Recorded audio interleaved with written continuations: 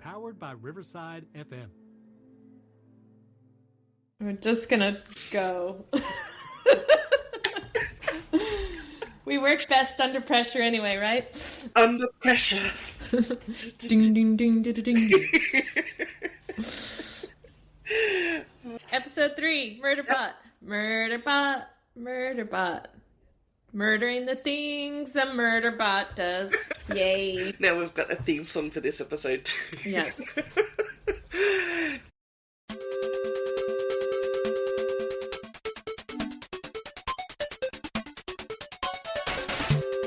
Hey, freaks, geeks, and elites. We're Marley and AJ, and we're here to serve you a 3-course meal of this fortnight's hyper-focused flavors. So place your napkins, because you know things in our kitchen gonna get messy. And let's get into it. Yeah. Okay, so it's a little bit of housekeeping. So we've had a look at how long our episodes are going, and we're trying a few things to try and get that time back down. So unless people just like listening to us natter on for 40 plus minutes, I don't know, maybe. I don't know. It's hard to tell. Like, we don't have enough watches or no comment. Yeah, we don't have enough data to work from, but we were aiming for like 20 minutes an episode originally. Yeah. Like, so to try. The only feedback I have is the pseudo daughter-in-law said, no, an hour seems like a reasonable length of time for a podcast for me. All right. Like, okay, but that's one person's. Yeah. You know, if you listen to this, and you're listening on the website or whatever, head over to Spotify and jump in the comments just to tell us what you think. Yeah. Or just use, like, one of the social media things and send us a message. Or if you have thoughts about anything else we've said on this podcast, or any thoughts at all, really, just throw them in. Because we want to build an audience and we want to build a community. Yes, and you know, we like rabbiting on, but we like hearing from other people's opinions and views and thoughts as well. So, you know, we're on Blue Sky, we're on Facebook, we're on Instagram, all the things. And we're on Twitter. It's not Twitter anymore. We're on X. I am not calling it X. I don't care what Elon Musk says. I'm not calling it X, and I'm not paying anyone for a check mark. Okay, so it ain't happening. Maybe somebody will X us. Yep. And you know, maybe if some people actually jumped on the Facebook page and interacted with Marley, it'll make her feel better, because like she's not really good with social media, so she's been trying so hard to be more regular. So come on over and, you know, just tell me I'm an idiot and we'll have a troll fight. It'll be great. Yeah. I'll bring popcorn. We've got 6 whole followers on Spotify. 10 whole listens now. One person left a comment in Spotify. Woohoo! Thank you, random person. Was it somebody you know, or I don't know? I have no idea. I have no idea. I don't know who it was, but I'm glad they left a comment. Yeah. So shall we kick off with episode 3? Yeah. I'm excited. Me too. Because I have thoughts and feelings. Because I'm not a robot. Are you having an emotion right now? I'm having an emotion. Spoiler warning.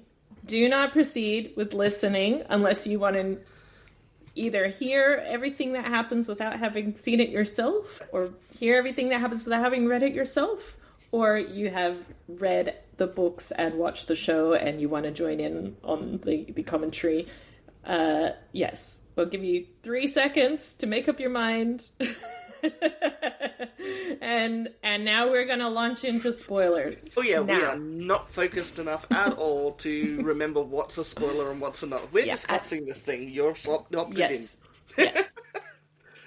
So I feel like that's our actual official intro to the next episode, where we're going to talk about our burning obsession, Murderbot.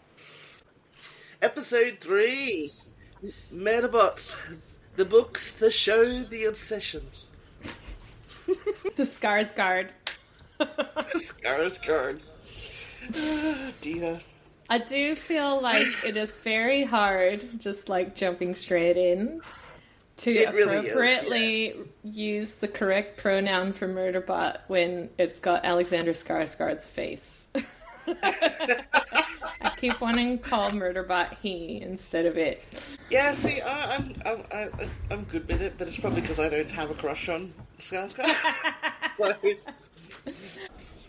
So, I thought we'd quickly go through our thoughts on the show, our thoughts on the book, and then we can jump into some of the things around it all and what we think about it and why we love it. So, now the full season 1 has happened. It's complete. We both watched all the episodes. Mm-hmm. You have probably watched them multiple times. I have not. I have. I will admit that my ADHD gets particularly weird about routines, and that definitely bleeds over into TV shows, so quite a lot of the time I will get stuck on one thing or one channel on YouTube or something, and all I can really do is watch it over and over again, or half listen to it because I've already watched it 5 million times, and that's my life until my brain goes, alright, new thing now. So I have almost got Murderbot memorized now. I'm not sure why my brain needs to keep watching it. Well, but it makes for great analysis, because you can refer back to just from memory, whereas I'll be like, and then there was that character, what's their name again? I don't know, I can't remember anything. So yeah, okay, right off the bat, general thoughts and feelings of the show. Obviously you liked it. I did. I had a lot of fun with it. I felt like it was a little uneven in places. There were things that were a big miss for me, like the Labibi character was just not for me. I don't know what they're trying to achieve with that character. It felt very off-putting. I know it was played for comedy, but I didn't find it that funny. I just found it vaguely creepy and weird. Yeah, it was kind of strange. She just sort of appeared out of nowhere. Obviously the books, I've been doing the audiobooks, not reading the books, so I've probably taken in less than I usually would reading them, but I don't remember any such character or any. No, that was completely not in the books. I'm 99% sure that was not in All Systems Red, and the first season was clearly the main arc in All Systems Red. There was no survivor from the Deltfall group. I feel like it was just to introduce some more backstory about how the corporations worked or something. She was there for something, but I just didn't really know what. Possibly. Frankly, I was okay when she got shot. Yeah, me too. I was totally fine. I did find a moment of satisfaction when Labibi's head got blasted off. Oh, yes. Maybe if I had actually been there in person, I would have been slightly horrified, but otherwise, no. Yeah.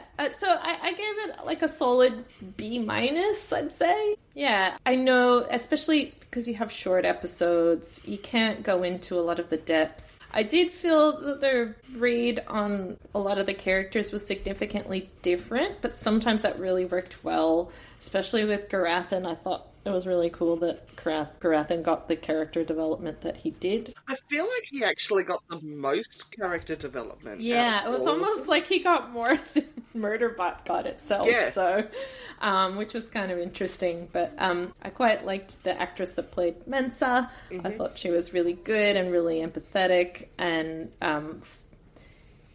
felt like just the kind of person that I would have imagined the leader of Preservation Alliance would be. I actually really liked overall the casting. Yeah. I thought it was really, really good. I think overall, what worked for me was they didn't overbake it. You know, they didn't do long episodes to do a lot of epic world building or anything. To me, this is good TV. You just jump into it and you learn about the realities of the world and the character as you go, instead of needing to do a whole bunch of backstory and exposition. Yeah. They did a reasonable job of showing, not telling. And the added bonus was that we actually got a real taste of Sanctuary Moon. Yeah, that it was brilliant. That was so much fun, yes. I want them to make Sanctuary Moon with John Cho and just make it its own thing as a spin-off series, and I would watch it. Yeah.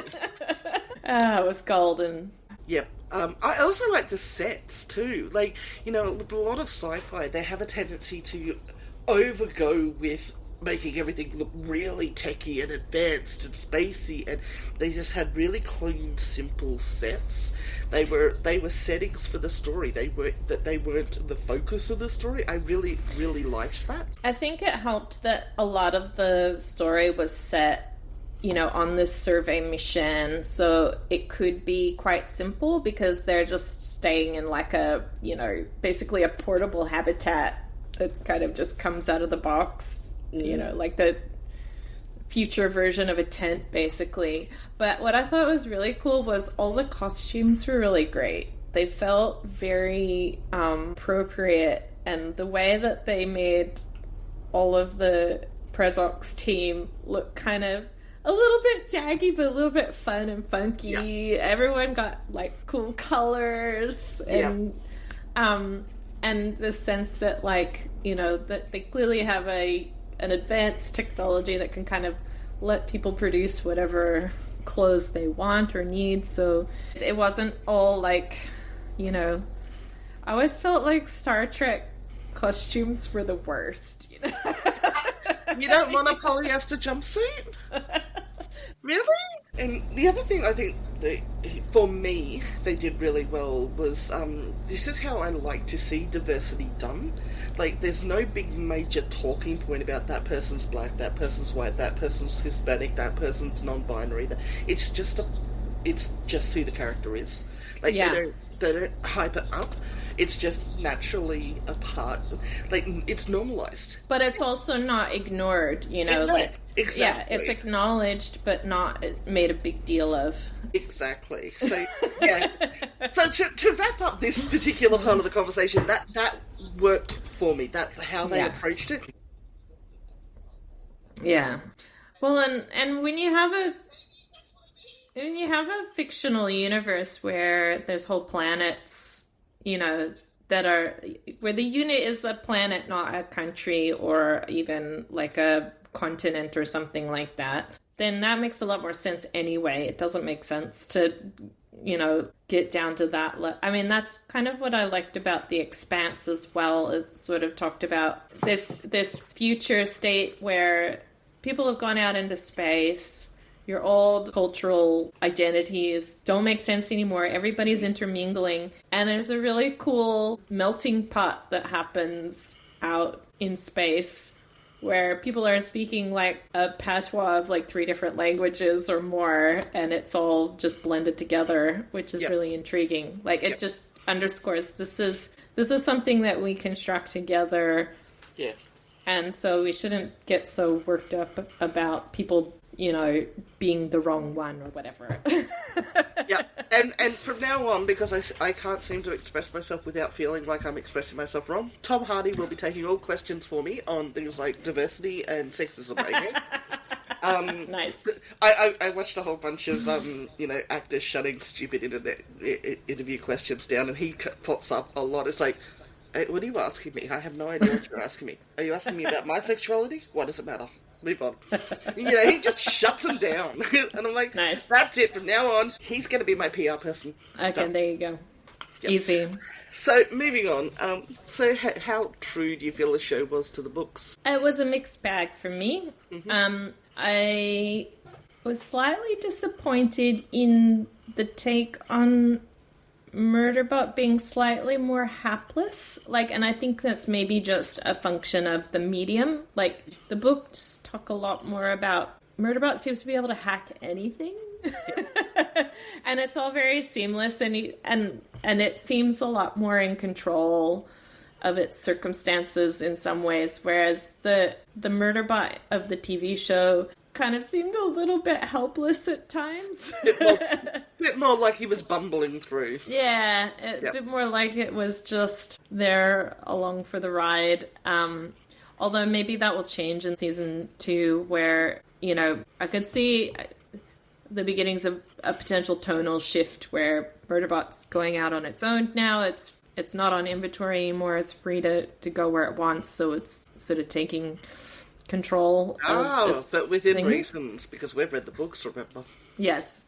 But, I mean, so I could see that leading to maybe some episodes in the TV show in the future where Murderbot is gaining more competency or capability on its own. So, in particular, the thing that really didn't work for me in the finale was reinstalling the governor module, that particular plot point felt really weird and also pointless because, like, basically Murderbot got its memories back and then suddenly the governor module didn't matter anymore, or was it just during the crowd control thing? I couldn't work out what was happening, and it wasn't very well explained for me. It just felt very, like, what was the point of that? Why did they do that? I feel like maybe there's a little bit there between the books and the show that slipped through the cracks and wasn't explained properly.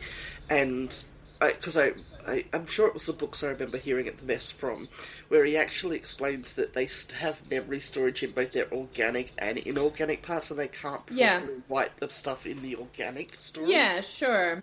So, yeah, I don't know. Overall, that last episode just felt like a letdown after everything else. It felt, again, in the book, Murderbot has agency because it manages to contrive getting taken off the inventory before they even get off planet, and tying that all in a nice little bow, so it was really easy for it to basically be free, and it was free through its own agency, not through the full, you know... Mensa still bought him from the corporation. Yeah, but it felt more like in the TV show that Murderbot was totally being rescued, if you know what I mean. Yeah, true. And that felt disappointing because while... Really, he engineered his own... He engineered his own freedom at the start by hacking his governor module, and he had all negotiated his own freedom at the end, whereas in the TV show, I get where you're coming from.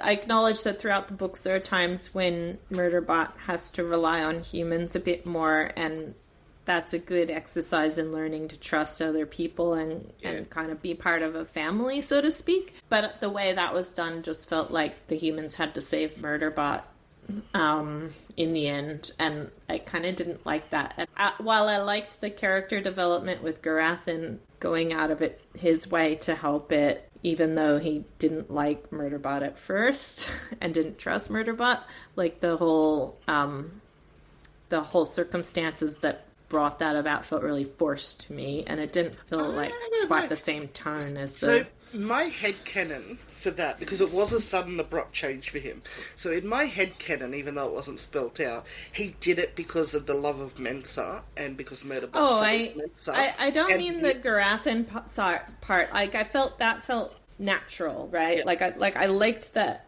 Garathan's character development felt earned, but they had, in order to do it, they had to do something to Murderbot that didn't feel satisfying to me plot-wise based on what my recollection of the book was. Okay. That makes sense. You know what I'm saying? Yeah. It's the same as, like, right at the end where he actually lets him get away with the I need to check the perimeter thing. Yeah. And again, in my headcanon, it's because he held those memories, and the last memory he had before he shut down was my clients are the best clients. Yeah. And I feel like that got him over the edge with Garathan. In my headcanon, again, wasn't spelt out, I'm not the author. Yeah. Well, I mean, it definitely felt like they spent sufficient time showing that Garathan didn't like Murderbot because Murderbot reminded Garathan of all the things he hated about living in the corporate rim and living under the thumb of the corporations. Yeah. So for him to like basically help free Murderbot once it was abundantly clear that Murderbot really wasn't on the side of the corporations, that felt real and earned. Yeah. Because the difference in the book is he just slips out in the night and leaves a note for Mensa. There is no running into Garathan who lets him go. But that completed an arc that needed to be completed. Garathan was such an almost minor character because he doesn't really come in much into later books either. I remember telling you this early on when I started watching it. I didn't like Garathan early on. But in the show... In the show, like, not just the show, the acting decisions and everything, he was really annoying and irritating and grating on me. And it didn't help that I kept trying to figure out where the hell I knew him from until you told me. And it upset me no end that he was in the Suicide Squad and I didn't.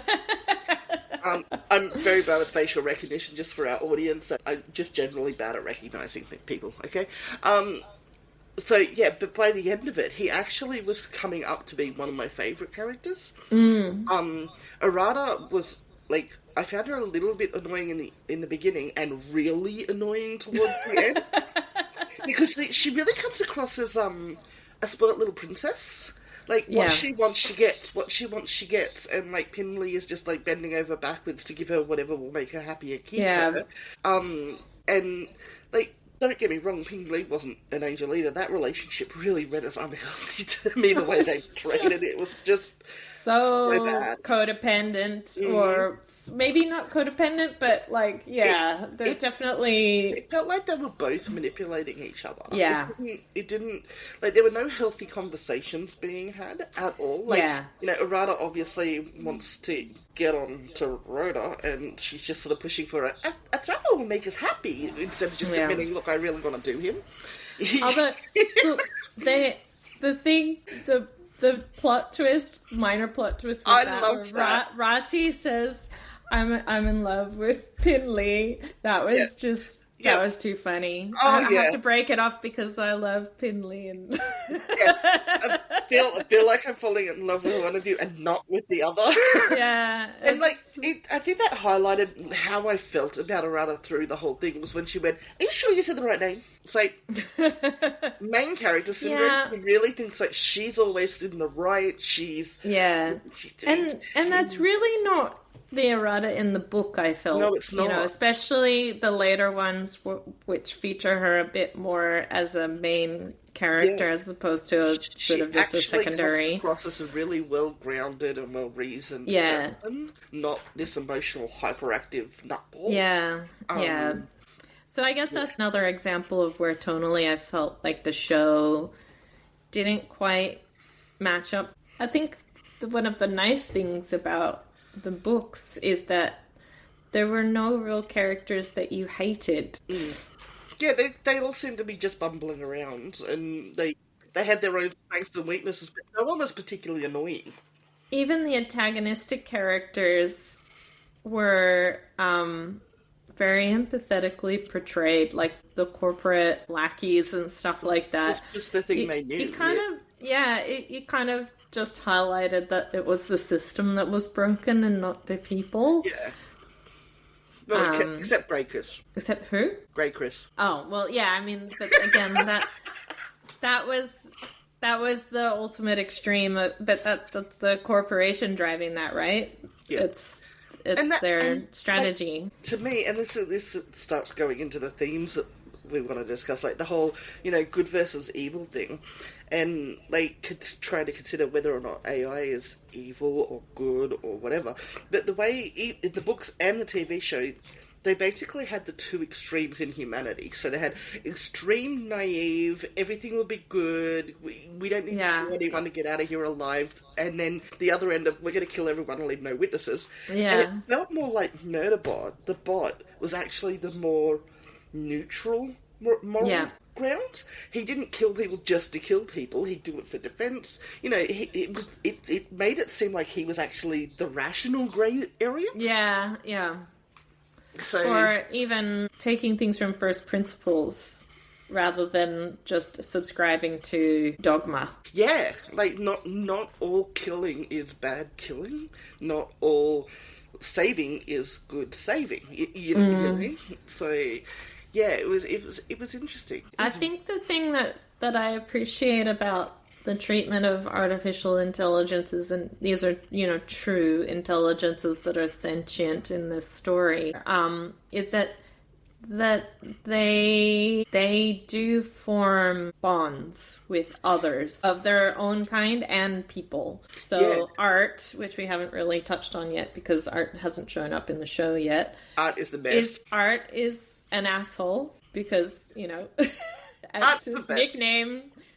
So underscores. Art stands for Arsehole Research Transport. Yeah, but which is not actually her name. Art also will go to any lengths to protect its crew and the people that it cares about, including later on Murderbot. And I think that's when you have like an evil AI in sci-fi, it's often just being completely dogmatic about a rule. Yeah. And there's no emotional connection, but these AIs do have emotions. And I think that's why they brought sentience into it. And it makes absolute sense if you think about the progression, because if you have just pure AI, then it's a mathematical equation. Makes absolute sense to destroy this thing to keep this thing alive. Absolutely, it's all about the numbers. But when you bring sentience into it, you feel some sort of way. There's emotion now and connection. Yeah. Like, so you feel not just obligated to protect as long as the math is correct. You feel obligated to look at all of the different calculations to get that person to come home alive. You know, so I feel like without them actually spelling it out in books or TV show, that's probably why they went from pure just AI to sentient as the technology developed. You know, because it makes sense to me, like, and it opens up a whole world of questions. But yeah, like, you know, that difference between intelligence being just pure logic, reason, problem-solving skills, and sentience being emotions, feelings. So, yeah, like, why would you bother giving a bot any form of sentience? Like, the only reason I can think of, especially for the types of bots in these stories, is to make them feel more than just work the math, so that they're better at protecting. Well, I guess there's a whole question of whether, and this isn't touched on in the world building at all, whether that sentience is a result of the intelligence, or if they're intentionally given sentience because that is required for the kind of problem solving that the bots need to do. Like, because there is a hierarchy, right? There's the dumb pilot bots that can only do simple tasks, and they seem more like, you know, more robot-y, I guess. You know, they don't seem to have personalities as much. They don't seem to forge friendships. They also do seem to have feelings to a certain degree as well. Like, and if it's you very guide them with TV shows to take you on your transport, then there's some sort of awareness there. But there is definitely a distinction too about the fact that Murderbot has human neurology adding to the mix. So that's adding some of that layer of emotion, whereas art clearly has feelings, but it still can't understand the TV shows and get the context clues about what's going on unless it's watching somebody else responding to the TV shows. So I thought that was really intriguing notion and deserved unpacking more. Like, art likes its crew and it cares about its crew and protects its crew, but it doesn't have that kind of like meat-based lizard brain stuff going on. I think that also like that whole corporate culture taken to an extreme, it's under that blanket morality discussion as well, because that's so timely. Like, she must have been thinking about the here and now when she wrote that. Well, didn't she write it ages ago though? Like, isn't it quite a few years old now? Yeah, but not that. I mean, it's post-2000s, wasn't it? Yeah, so 2017. That's 2017 is not that old, and it feels even more timely than. It's not that old, but it is actually nearly like it's 8 years ago now. Yeah, we're getting old now. It is old in like the 24-hour news cycle terms.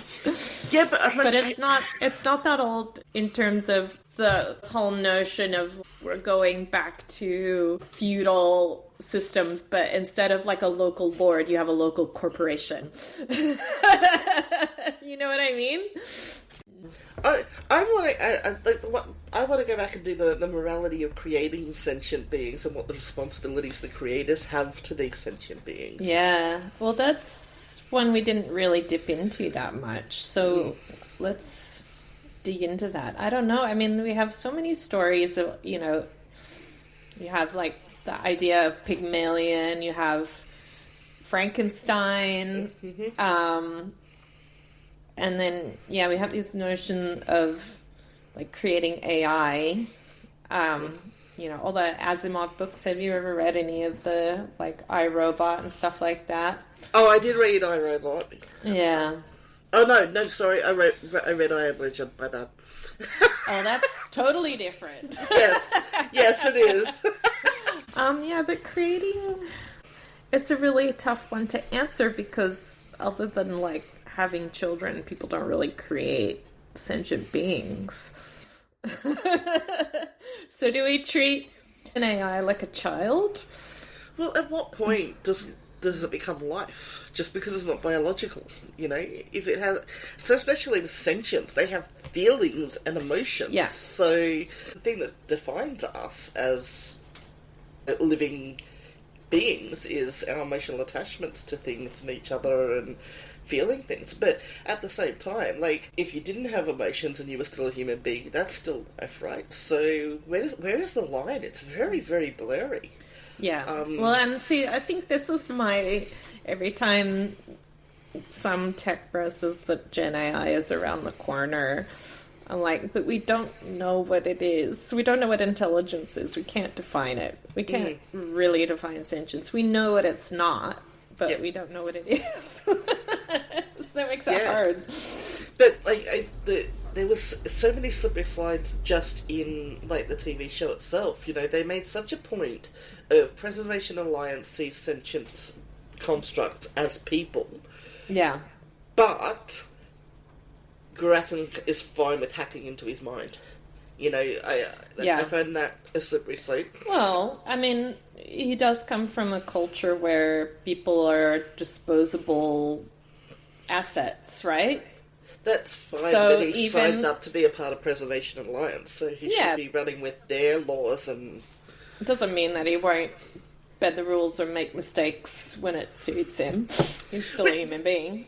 Okay, well, let's leave him aside then and point out the fact that everyone else in the room, who were all Preservation Alliance people, didn't even censor him for doing it when he came out of that little pain short circuit thing and said, I saw in his mind, this is what happens, he calls himself Murderbot. Yeah.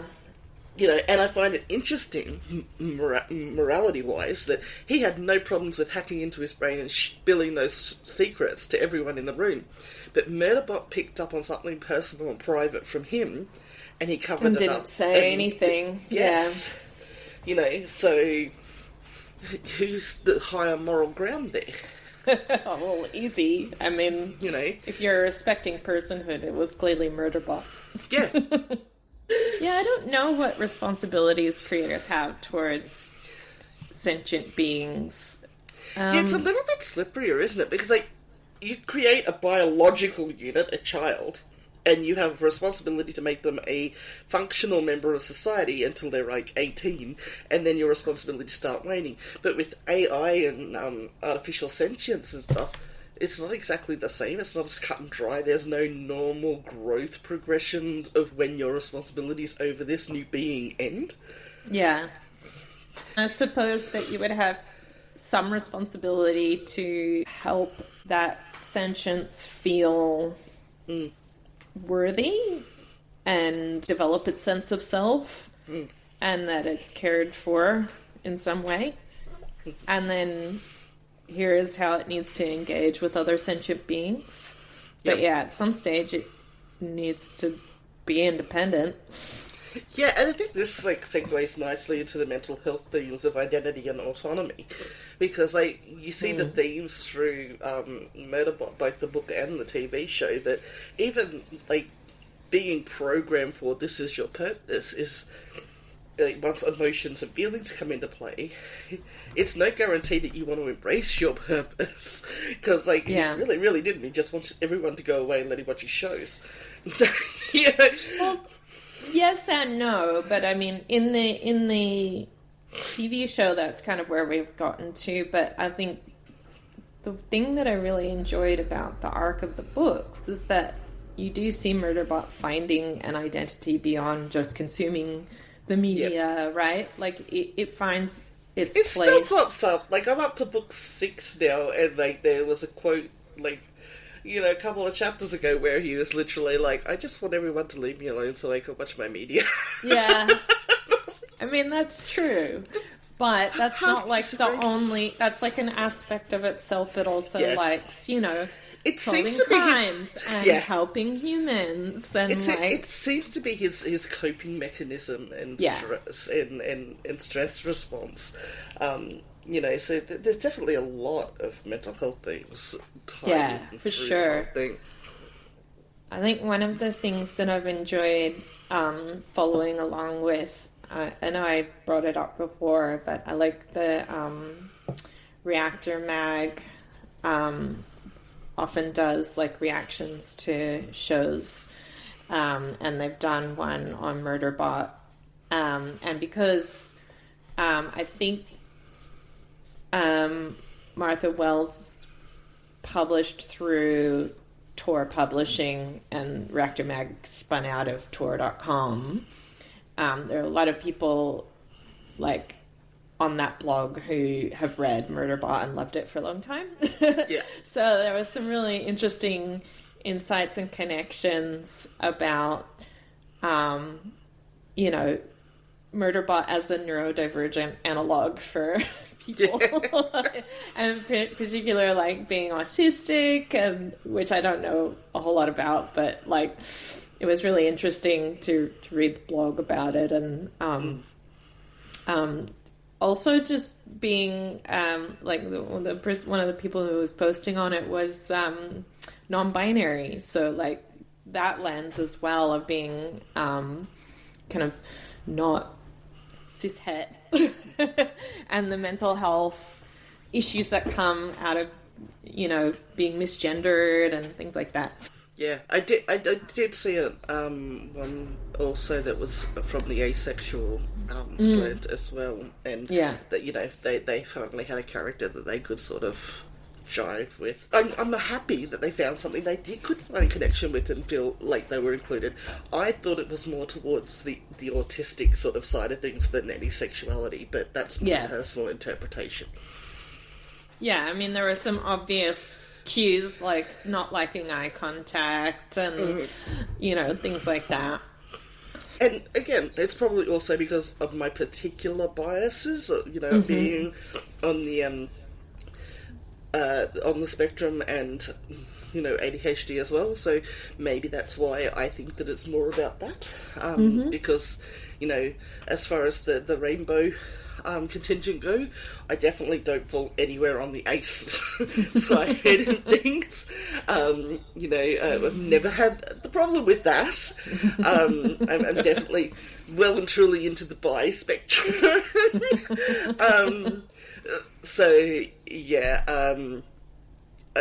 It's probably just not something that I can understand, so maybe I shouldn't have opinions on it. I don't know. I don't like to say that people shouldn't have opinions on things. I think it's okay to have opinions and disagree on things as long as it's done respectfully. Anyway, moving right along. I'm going to end up cancelled before we even take off. Just because, it's fine. You can't cancel us if we're not, anywhere you can be cancelled from, right? Yeah. Look, half the time, my heart's in a good place. It's just I stumble over the connection between what my brain is thinking and trying to find the words to get it right. Yeah. So, especially when I try to talk about, especially race things, it's I don't understand it. So I really don't understand hating people based on race or religion or gender or anything like that. So I have difficulty expressing what I think about it because I don't understand it. Yeah. It's fine to hate people for being an asshole. That I get. I embrace that. Don't like assholes. Go for it. But just because someone was born a particular colour or to parents who have, who are Hindu instead of, Judeo-Christian, it just... I don't understand it. I want someone to explain it to me and no one ever has. But yeah, I think in back to the mental health themes discussion, I really liked the fact that Murderbot was kind of almost a coming of age story for a robot. Yeah.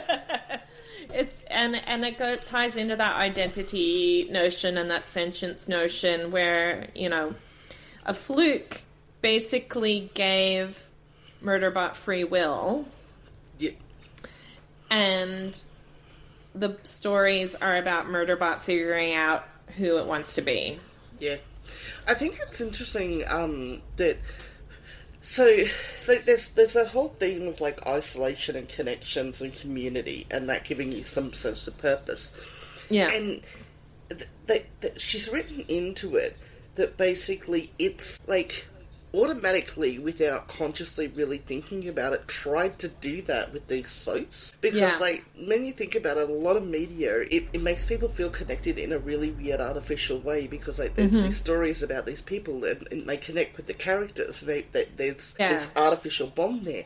So, it's almost like Murderbot has unknowingly done what humans try to do when they're in a position of, I don't know what to do next, I don't know where I'm going, I don't know what to do, which is, it's tried to form connections, and it's done it in the way that will judge it least. It's almost like it's a way for it to try and find identity and connection without opening itself to that trauma that's buried in its head, and opening itself to the ramifications of being found to be rogue, etc., etc. So, but without knowing that's what it's doing, that's what it's trying to do, is form connections and find a community. Yeah. I think there's also an element of narrative and storytelling that, like, putting aside, the quality factor of a show like Sanctuary Moon, it's still... it's an epic story. It's got big personalities in it. It's that shared understanding that people have when they listen to a story together. Mm-hmm. And it kind of shapes human society and culture. Murderbot getting hooked on media, and that the high emotion, the characters kind of becomes then part of that shared experience with humanity, and then finds some way to navigate that, because it's not human, it's kind of human, I guess. It has human aspects, but, like, works out how to kind of, like, integrate itself in with that sort of bigger culture, which I find really interesting. And the other thing that I found interesting was I don't remember which book it was, but it was definitely before you got to the novel-length ones. Okay. There was a little scene where it's talking to itself, which is, most of the book, it's talking to itself. But it was reflecting on the fact that humans are worried most about rogue bots, because they think that every bot that goes rogue is trying to become more human. And why would I want that? So, it's just a little throwaway snippet thought that happened, and it really, when it happened, it sort of resonated with me, and then I started sort of thinking about it more, and I thought, what it doesn't realise is, it is becoming more human, and it's happy with its progression. It's just not becoming an average, normal, stereotypical human. It's becoming one of us weirdo freak edge cases who are, more of an introvert and more thinks in different ways and processes in different ways. But every step it takes, it informs more connections, and while it grumbles about it like an introvert does, like, oh, the people in my space and they're wanting things of me, it keeps going back for more, the same way we do. So it is becoming more human in a more human way than this stereotypical definition of what it is to be human and why would I want that. So that little throwaway snippet really sort of resonated with me, because that's what I saw the journey being, is it was becoming more human than a lot of the human characters were. Like, you've got that thing where Mensa's second husband or whatever is a bit jealous of Murderbot because they think that it's got some sort of hold on her, and Amina, the child, is asking, do you love my second mother? Because, like, the feeling in the family was that they had that sort of relationship going on. It's that they very much highlight the follies of human thinking. Yeah. But the undertone of Murderbot is it's becoming more human in ways that we should embrace more. It's being more itself, but still starting to form these connections like humans should do. Well, it's scary when you're coming from a place where you haven't had any relationships at all, to suddenly have this idea that someone cares about you and you care about them. And that's, I mean, that's written so well, I think, especially in Murderbot's interactions with Art and their responses when either of them are in danger. Yeah. There's nothing more human than the way they get mad and shitty at each other.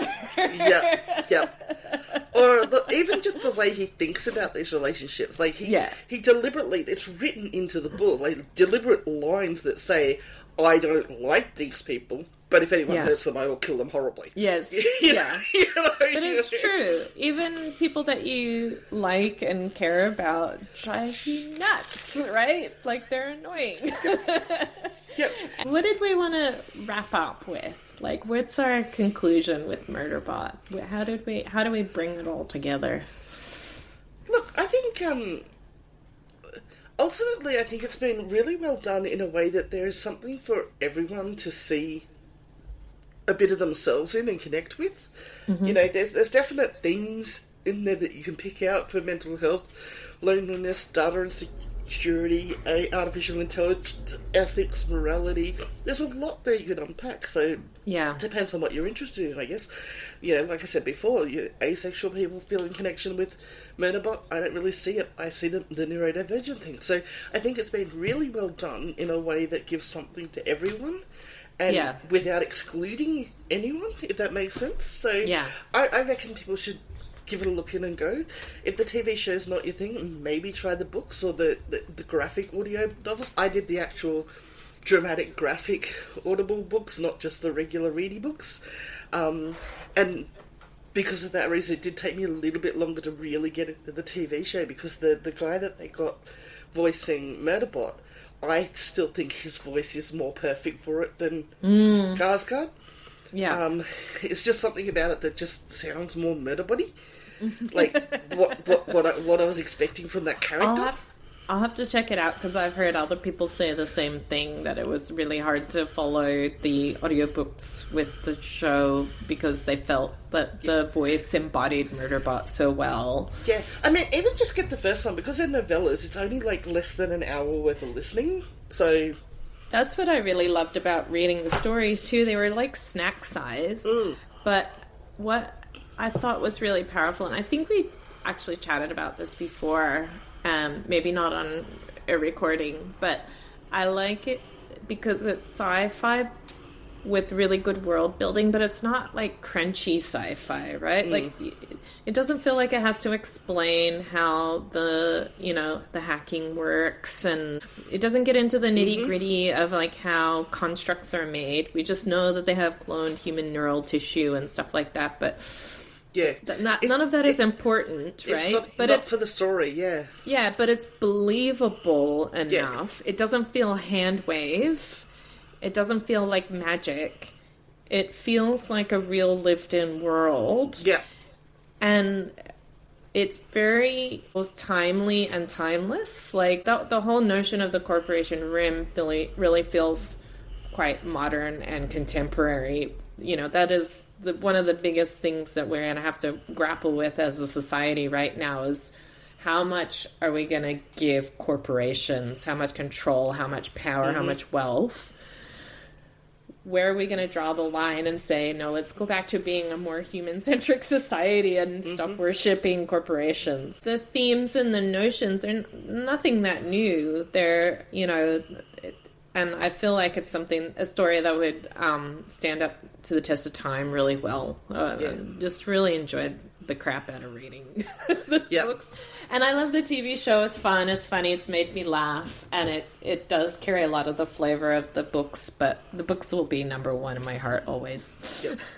I really liked her approach of going from novellas to novels, so just letting the characters be built up in little bite-sized before doing a full big story.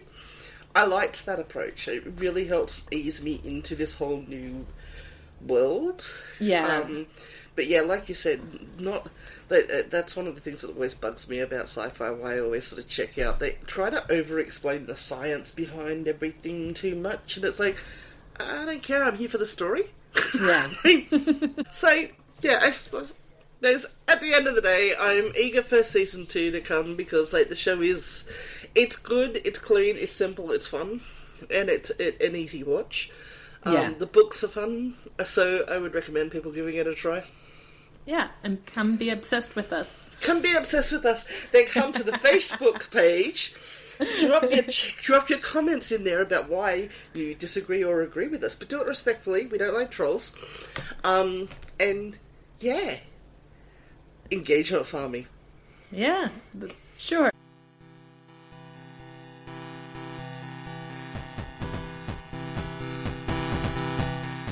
Thanks for joining us on Moments of Madness. If today's antics sparked joy or a bewildered chuckle, give us a follow. Check out our socials for more information or discussion on any of our topics today, or to recommend a book, movie, game, or topic for future episodes.